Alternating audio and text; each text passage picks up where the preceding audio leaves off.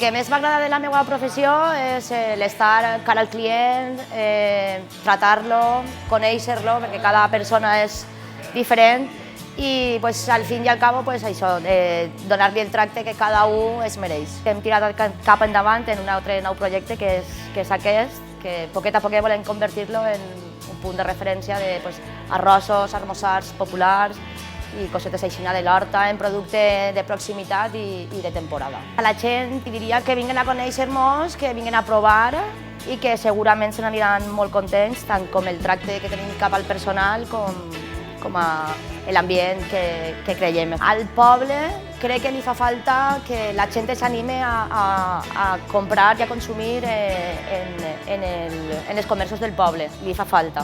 El Boralla és el meu poble, m'agrada molt la gent d'este poble, perquè m'he criat així i soc de l'Horta. Té horta, té platja i té moltes coses boniques i moltes persones bones que n'hi ha en el poble que val la pena. Cada dia és com una història nova, una aventura nova, fins que aconseguim estabilitzar-nos en el que nosaltres realment volem arribar a fer.